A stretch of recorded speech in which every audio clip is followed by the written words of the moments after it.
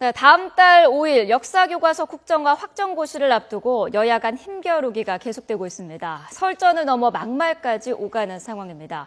자, 한편 오늘 한중 정상회의를 시작으로 한중일 3국의 정상회담이 연이어 진행됩니다. 정치권에서도 이 회담의 결과를 주목하고 있는데요. 자세한 전국 소식 알아보도록 하겠습니다. 최창렬 용인대 교수, 허성호 국가디자인연구소 이사장과 함께합니다. 어서 오십시오. 안녕하시고. 네, 어서 오십시오. 자, 오늘 이제 한중회담이어서 한중일, 내일 이제 회의가 있고, 월요일에는 한일 정상회담이 있습니다. 네. 정치권에서도 지금 주목을 하고 있는데, 이번 회담에서 가장 중요한 의제라면 어떤 게 있을까요? 일단 기본적으로 이제 한중일 이제 정상회담은 한중 관계, 네. 그다음 한일 관계, 이제 서로 좀 상황은 다릅니다만은 기본적으로 일단 가장 중요한 것은 우리가 지금 2012년 5월 이후에 지금 3년 7개월만 만나기 때문에. 네. 어쨌든 가장 중요한 것은 앞으로 삼국 정상회담을 복원화시키는 게 가장 주다. 복원화시키는 주된 이유가 뭐냐면 2020 비전, 그리고 앞으로 향후 삼국이 한중일이 10년 동안 해야 할 여러 가지 사항들이 있거든요. 경제적인 네. 문화, 그다음에 인적 교류 문제라 여러 가지 사항들을 복원하는 문제다. 이게 지금 중단되기 때문에 복원하는 문제고, 이제 가장 중요한 것은 이제 그 모레 있을 한일 정상회담. 네. 한일 정상회담은 역시 아무래도 이제 위안부 법적 책임 문제, 그리고 이제 그 자위대 한반도 지출 문제 이런 것들인데, 가장 중요한 것은 지금 일본의 어떤 전향적인 자세 이런 것들이 얼마만큼 박근혜 대통령의 제안에 대해서 네. 일단 좀 협조를 해줄 건가 한번 보는데요. 네. 그 부분이 아마 가장 중요한 핵심적인 포인트가 되지 않겠나 그렇게 보고 있습니다. 박근혜 대통령도 이번 그 한일 정상회담을 계기로 그 위안부 문제가 좀 해결되길 기대한다라고 말하지 않았습니까? 진전이 좀 있을까요? 그러니까 이제 박근혜 대통령이 일본 언론과의 인터뷰에서 연내에 해결이 됐으면 좋겠다라고 시안을 제시를 했습니다. 네. 이에 대해서 일본 언론은 일단 연내에 어떤 그렇게 날짜를 정하지 말아라. 어떤 네. 전제 조건 없이 정상회담을 해야 된다라고 얘기하고 있어서 네. 어쨌든 뭐 한일 정상회담의 역시 가장 중요한 핵심 이슈는 뭐 과거사 문제의 위안부 문제가 될 수밖에 없거든요. 네. 물론 다른 문제들도 있겠습니다만 기본적으로 지금 현재 아베 총리 그리고 일본의 역사인식에 대한 특별한 뚜렷한 변화가 없는 한 이번 한일 정상회담이 큰 기대는 걸기 어려울 거다. 단지 네. 그동안 박근혜 대통령 취임한 이후에 아직 한 번도 만난 적이 없어요. 정상회담 한 적은 없어요. 네. 만난 적이 있다 하더라도요. 그런데 의미를 둘 수 있겠죠. 근데 중요한 거는 어쨌든 이른바 이 한중일 정상회담이 지금 원래 2012년도에 하고 지금 처음 하는 거거든요. 그래서 네. 아까 뭐 허 이사장님 말씀하셨습니다만 향후 이제 우리가 좀 주도를 해서요. 이번에도 뭐 우리가 상당히 주도적 역할을 했는데 이것이 좀 정리화되는 게 좋을 것 같고 네. 특히 이제 박근혜 대통령이 가끔 얘기한 게 있어요. 아시아 패러독스라고 그래가지고 아시아의 영내 국가들의 어떤 경제 의존도는 점점 커지는데도 불구하고 네. 중일 간의 뭐 영토 분쟁도 있고 말이죠. 미국과 중국은 계속 최근에 남중국해 둘러싼 여러 가지 그 이제 패권 다툼도 있고요. 네. 그래서 안보나 정치 외교 쪽의 갈등은 또 오히려 커지는 현상. 아주 대단히 역설적 현상이라고 해서 아시아 패러독스라고 얘기를 했는데 네. 이러한 것들을 어떻게든 해소할 필요는 있다. 그래서 이번에 어쨌든 한중일 정상회담에서 최소한 그런 단초를 마련할 필요는 있겠다. 그래서 한일 정상회담도 희망 섞인 관측도 가능하고 네. 그러나 제가 말씀드린 바와 같이 아베 총리나 일본이 그렇게 위안부 문제에 대한 인식을 우리와 같이 공유하는 것 같지 않아서 크게 기대하기 좀 어렵지 않겠냐. 단지 만난다는 자체에 의미를 둘 수 있겠다라는 생각합니다. 또 한 가지는 네. 이제 박근혜 대통령께서 이번에 이제 한중일 정상회담 하면서 가장 아마 그 중요하게 핵심적인 포인트가 뭐냐면은 한중일 정상회담 이후에 이런 우리가 냉전 시대 때는 외교가 굉장히 단순했습니다만 네. 지금 이 다원화된 이 사회에서 지금 외교 관계는 굉장히 복잡하거든요. 그런데 한중일 정상들이 이 관계가 잘 이루어져야지 우리 한반도 이 평화 비전에도 굉장히 중요합니다. 네. 그래서 이 한중일 정상이 단순하게 끝나는 게 아니고 이것이 한반도 평화하고 직결되고 있습니다. 그리고 어떻게 보면 한반도 신뢰 프로세스 박근혜 대통령이 하는 이런 것도 직결되기 때문에 또 육자회담하고도 굉장히 중요시 되어 있습니다. 그래서 한중일 관계가 왜 중요한지 이 부분에 굉장히 역점을 둘 가능성이 높다. 그래서 한중일 관계를 복원시켜야 된다, 정례화시켜야 된다, 이런 것들에 주안점을 두지 않겠나 그렇게 보고 있습니다. 네.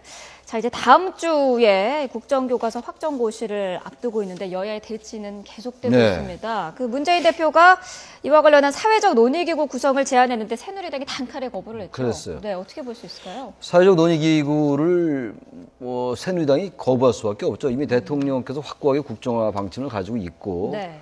최근에 그 시정연설에서는 역사 교과서 국정화라는 표현 대신에 역사 교육의 정상화라는 표현을 쓰셨거든요. 네. 이런 상황 속에서 야당의 사회적 논의기구를 받아들일 리가 없겠죠. 지난번에 사회적 다른 뭐 공천 문제 가지고 사회적 논의, 뭐 노사정 문제도 그런 게 있었긴 합니다만 네. 그것도 역시 받지 않았어요.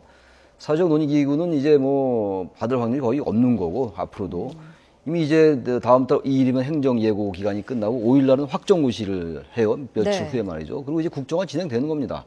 왜냐하면 국정화라는 거는 기본적으로 입법상 여야가 합의해서 뭐 법안을 만들거나 이런 상황이 아니란 말이죠. 단지 이제 향후 이것이 만약에 국정화에 대한 반대 여론이 압도적으로 높아진다면 아무리 확정고시를 한 이후에도 바꿀 수가 있겠죠. 바꿔야 되겠죠. 네. 모르죠. 여론의 추이가 대통령의 시정연설 이후에 현재까지는 뭐 최근에 한두 개의 여론조사를 보면은 국정화에 대한 찬성보다는 반대 여론이 높은 게 좀 있어요. 네. 그러나 뭐 앞으로 그 여론의 추이는 또 변할 수가 있는 것이고 그래서 결국은 중요한 거는 여론전인 것 같아요. 그래서 네. 여당이나 야당이나 대여론전에 많이 이제 심혈을 기울이는 것 같은데 여당과 야당의 현재 국정화를 둘러싼 이 논쟁은 어쨌든 선거를 의식하는 정치적인 부분이 분명히 개입돼 있는 것이고 네. 출발이야 뭐 박근혜 대통령의 확고한 소신에서 비롯됐다 하더라도 말이죠. 이것이 진행되는 과정 속에서 어쨌든 뭐 총선 전략과 맞물려 있다라는 거고 그래서 네. 이 부분은 계속 상당히 장기화될 것 같다. 물론 이제 여당은 국정화에 대한 확정고시한 다음에 뭐 민생 경제로 가자라고 얘기합니다만 야당이 넉넉하게 그걸 받아들이기도 어려운 상황이기도 합니다. 그래서 네. 보다도 상당히 복잡한 양상을 꼬일 수밖에 없을 것 같긴 합니다. 네.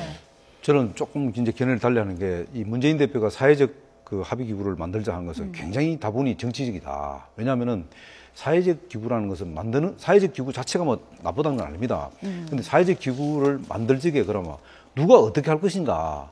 그럼 그 구성 문제거든요. 네. 그 구성 문제를 얘기를 하다 보면은 결국은 이 문제가 사회적 이슈가 돼서 계속 이 부분이 지금 그 논쟁이 대상이 됩니다. 정쟁이 대상이 돼. 그래서 이 상황이 결국은 총선까지 끌고 가겠다는 그런 의도가 굉장히 있기 때문에 네. 여당에서 당연히 이 사회적 기구에 대해서 거부한 건 당연합니다. 왜냐하면 지금 이제 확정고시 우리 지금 책에서 말씀하신 대로 이미 정부에서 확정고시가 시작됐고 네. 일단 국정교과서는 일단 계획대로 진행되고 있는 상황입니다. 그리고 네. 어쨌든 예산이 지금 44억이 지금 정부에서 지금 요구해 놓은 상태이기 때문에 진행될 것이고 이런 상태에서 사회적 논의 기구를 하자는 것 자체가 네. 문재인 대표가 굉장히 이것을 굉장히 정치적으로 끌고 가려 하는 그런 의도가 있다. 그래서 저는 이것은 거부하는 것이 여당이 거부하는 건 당연하다고 봅니다. 전혀 이런 생각이 들어요. 사회적 논의기구를 구성하든 구성하지 않든 간에 말이죠. 네. 지금 그 역사교과서 국정화라는 이 현안이 진행되는 과정을 보면은 지난 9월 달인가부터 이제 얘기가 나오기 시작해가지고 굉장히 빠른 속도로 진행이 된 겁니다. 이 부분이. 네. 그리고 이제 2017년도까지 국정교과서를 만들겠다라는 거잖아요. 네. 그래서 야당에서 일단 뭐 박정희 대통령의 탄생 100주년을 의식하는 게 아니냐라든지 그리고 대통령 임기 때까지 마치겠다 너무 시급하게 하는 게 아니냐 이런 비판이 제기됐었어요. 네. 근데 아무튼 간에 좋습니다. 국정화 좋든 나쁘든 그것은 뭐 우리 이제 우리 사회적 합의를 통해서 결정해야 될 문제인데 아무리 확정고시의 권한이 정부에 있다 하더라도 역시 국민의 여론이 중요한 것인데 네. 최소한도 지금 이 역사라는 것을 그렇게 가볍게 볼 문제가 아니잖아요. 교육만 100년이 되게가 아니라 역사를 어떻게 보냐는 것은 그 나라의 정신이에요. 그 나라의 지향, 그 나라의 가치, 철학 이런 게 담긴 게 역사이기 때문에 네. 이거는 정말로 국민들의 최소한도의 토론회라든지 하다못해 형식적인 정치권 내에서의 공청회라든지 말이죠. 역사학계 논쟁이라든지 이런 게 좀 있어야 되는 거예요. 네. 그런 다음에 어쨌든 여론을 모아서 사회적 합의를 도출해 나가는 과정 속에서 국정화 옳다 그르다로 나가야 되는 것이지 그런 토론 절차, 그런 그 어떤 최소한의 그런 절차적 정당성이랄까 이런 것들이 좀 생략돼 있단 말이죠. 네. 저는 그런 의미에서는 사회적 논의기구가 의미가 있다고 저는 생각을 해요. 단지 아니 허 교수님이 말씀하시는 것처럼 그 문재인 대표 등 야당이 이것을 뭐 총선까지 끌고 가서 정쟁하겠다. 이거는 그렇게 따지면 여당도 마찬가지거든요. 그래서 저는 사회적 논의기구에 대한 그런 정치적인 측면을 배제하고 이것이 사회적 논의가 됐건 되지 않았건 간에 어쨌든 간에 시민사회나 언론인 학계에서의 토론이나 공청회 절차가 너무 생략돼 있다. 그리고 정치권에서 너무 무슨 마주 달리는 기자처럼 이렇게 하는 것은 옳지 않다. 그래서 이거는 어떤 형태로든 너무 이게 확정고시하고 2017년까지 밀어붙이고 이거는 그야말로 군사작전 하듯이 하는 거라서 저는 이 절차 자체가 국정화 옳다 그러다 차원 이전에 절차를 너무 빨리 진행한다. 이것은 바람직하지 않다라고 저는 생각합니다. 네. 저는 한 말씀만 좀 드리겠습니다. 예. 짧게. 뭐 이 교과서 문제 갖고 논쟁을 하면 끝이 없겠습니다만. 그렇죠. 그래도 우리 최 교수님께서 전체적으로 말씀 이제 톤이 뭐 이게 뭐 밀어붙이는 정부가 막 밀어붙이고 전쟁하듯이 밀어붙이고 이런 것은 조금 제가 볼 때는 과한 표현 아니냐. 왜냐하면은 기본적으로 일단 야당은 지금 반대만 할 게 아니고 그렇다면 지금 대통령께서 얘기했지 않습니까? 아직 지금 역사교과서 나오지도 않는 데서 그걸 예단해서 미리 반대하는 건 잘못됐다. 그렇다면은 중요한 것은 아까 말한 대로 뭐 사회적 합의 기구는 아니더라도 무슨 절차상의 문제가 있다 한다면은 그렇다면은 기본적으로 진보 학자들이 역사학자들이 이번 국정교과서에 이런 그 검증 과정이나 이런 데서 집필 과정에서 참여해 달라는 거예요. 참여해서 감시하고 관리 감독하면 되는 거예요. 그리고 거기에 대해서 역사에 대한 어떤 견해와 가치를 자신들의 어떤 입장을 내놓으면 되는 거예요. 근데 아예 참여도 하지 않고 반대만 하는 이런 입장에서 그 사회적 논의 기구를 만든다는 것 자체가 잘못됐다는 거죠. 네. 자, 국민들은 어떻게 생각하나 좀 살펴보겠습니다. 이 국정교과서에 관한 국민의 여론이 계속해서 움직이고 있는데 추이를 좀 살펴보도록 하죠. 자, 지금 보면은 반대, 국정교과서에 대해서 반대한다는 응답이 점점 높아지고 있습니다. 박 대통령의 국회 시정연설 이후에 조금 더 높아지는 양상을 보이고 있는데요.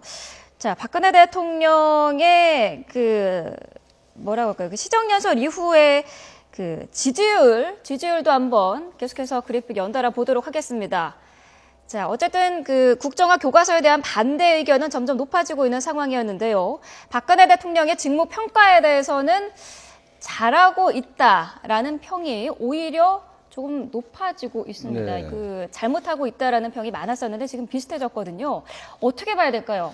일단 직무평가에 대한 국정수행에 대한 평가가 높아진 거는 아직 뭐 하진 않았습니다만 오늘부터 이제 그 한중일 그 정상회담이 계속 연쇄적으로 열리잖아요. 네. 오늘, 내일, 모레 이렇게 아마 이런 부분들도 좀 반영이 되지 않았을까. 외교적으로 뭔가 이제 집권 후반기에 네. 외교의 어떤 뭐 분수령을 긋는 거 아니겠어요?